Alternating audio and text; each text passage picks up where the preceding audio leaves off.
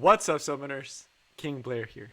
Before we even get to the topic of this video, which is going to be Luluca and whether or not you should pull, I need to tell you guys, you need to have your Sky Stones ready, because whether you know it or not, or whether you like it or not, next week is a triple rerun. It is going to be one banner where you can get all the units, Cerise, Landy, Diani, who are all limited units and are all really good units, and you need to pull for these, y'all. They are such good units and they offer so much for the game. So before we get to Luluca, I just feel like I have to tell you guys this.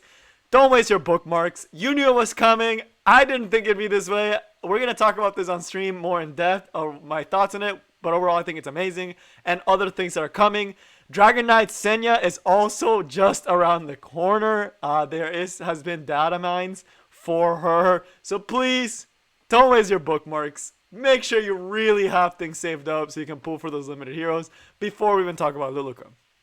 But alright, now let's talk about Luluca and whether or not you should pull. Right now, of course, on a normal day, I may have told you to consider it. I do not recommend it, not because she's a bad unit, but more because there are so many good units coming down the line. You're gonna need your Sky Stones, you're gonna need your bookmarks. It's crazy, right? But if you have extra Sky Stones, what do you need to know about Luluca? So as far as Luluca, she is going to be a 5-star mage. Summary overall, very strong PvE presence. 0 PvP presence. She doesn't really do much in PvP, but as far as PvE, she's really good at PvE.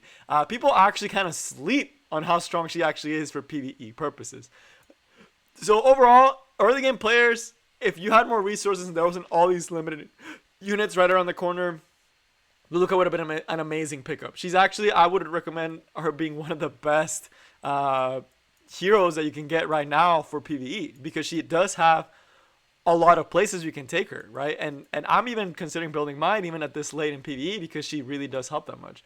So as far as stats, going really quickly over it, she also does have an exclusive equipment that we're going to go back to before we actually cover the skills.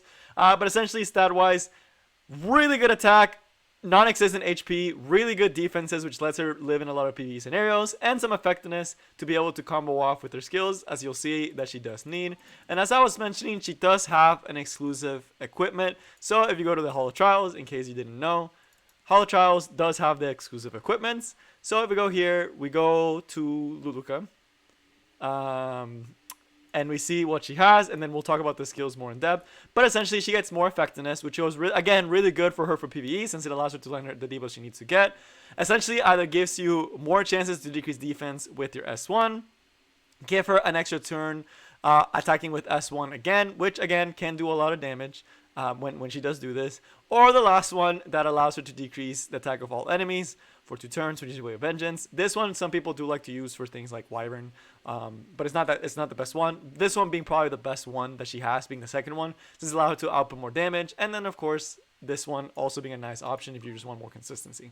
But all right, now let's actually look at her skills. Now that we know she gets a pretty nice stat boost from the artifact. And normally, if we didn't have all these units just around the corner, I would have told people that are trying to get into PvE to consider pulling for her. She's amazing for A13. She's amazing for Wyvern 13. She's amazing for Abyss. She's amazing for, honestly, every PvE content. Like all the expeditions, like Fire Expedition, she's amazing. She's amazing for Dark Expedition. She's okay for Water one. I actually wouldn't recommend her for Water. But, you know, it's a lot of PvE content that she actually does shine very well. So let's actually take a look at the skills. It's gonna be a quick video today since she's been out for some time, but people really do sleep on how good she's actually for PvE. So her S1 allows her to attack the enemy and has a chance to decrease defense for 2 turns. It's only 50% like a lot of other units.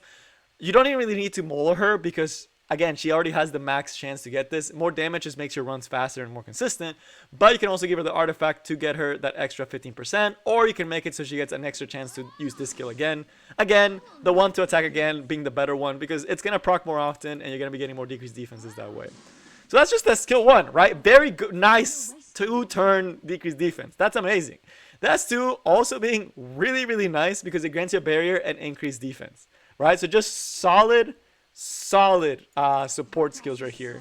So does the S2, bop, you get an increased defense barrier. Now you're not taking as much damage. She also does look like she's gonna be really good for Katie's Hunt as well. So that's another thing to consider is that Katie's Hunt, she can probably pop off in Katie's Hunt because of how consistent her decreased break is and because she has a non-attack skill S2. So again, this skill letting you survive longer, non-attack skill for the new Katie's Hunt. Overall, just solid. Just letting your team survive for longer and giving her some support capabilities. And it does scale for attack, allowing you to keep very high attack. And then, of course, the S3, another decreased defense ability. This one having an 85% chance to decrease defense and gives her increased attack, allowing her to do quite a significant amount of damage. Again, this animation is amazing. She did recently get the skin, which, again, I'm not getting just because I need to save my bookmarks, but it's only on 4-turn cooldown and she's able to decrease defense. So she has 2 over 3 skills are decreasing defense. The only time that you're not gonna be getting decreased defenses is when you miss it or when she's doing the S2 to give your team some sort of ability. So if you don't want her, if you still want to use the S3 for wave clearing purposes, one thing that you can always do is not mullah out fully the S2, which will allow you to not get that extra turn, which means that you'll be using this S3 a lot more and you'll be getting the S1 more often. So, really, really spicy unit. Such a good kid for PvE. I cannot stress you guys enough how good she actually is for PvE. She's an amazing PvE unit. She does not have much of a PvE presence. The way you will build her is like you would build any PvE unit, giving her enough effectiveness to land those decreased defense as needed. So for Wyvern, that'd be the 65% that you would need. And then for other hunts and for other bosses, a little bit more. And so probably end up being around 85 to be very consistent. Or for the fire expedition, it would be 115. So pretty good effectiveness, but she does help you out a lot with that. And she just does so much good damage, single target, sets up decreased defenses, sets up support abilities. Just does a lot for being a mage, right? So definitely a really good PvE unit. Had it been any other week than this week, I may have told you guys to pull for her if you're struggling in PvE. As we mentioned, she's extremely good for things like Wyvern, Asymmetric Hunt, Expedition, Fire, level 3s, people use her all the time. Expedition, Dark, people use her all the time there as well, although sometimes they do use Tenebria as well. And then with the new Katie's Hunt, she definitely has the potential there to be very, very powerful. So overall, just a really, really solid all-rounder unit. But my recommendation for this video will be to not pull for her. There is so much stuff that's coming. We just saw the 3 limited banners. We saw Hoochie shop. That he does have some pretty nice mystics. We know FCC's coming, so if you want to have your best odds at pulling FCC, you want to pick up these mystics, right? So because you want to be able to pull for FCC. We have the epic pass that just reset. So much things requiring crystals, so much things requiring summons. So again, even though she is a really good PvE unit and she looks great and she just got a skin, do not pull for her if you don't have all these limiteds or if you're saving for the new unit that's coming later, which is going to be Senya. Make sure to click on the stream later today, so where we talk about the updates. But that's all I got for you guys today. I know it's a short one, so hopefully y'all enjoyed. Good luck on your all summons next week. It's going to be a wild one. That is all I have for you guys today, and I will see y'all next time. Peace.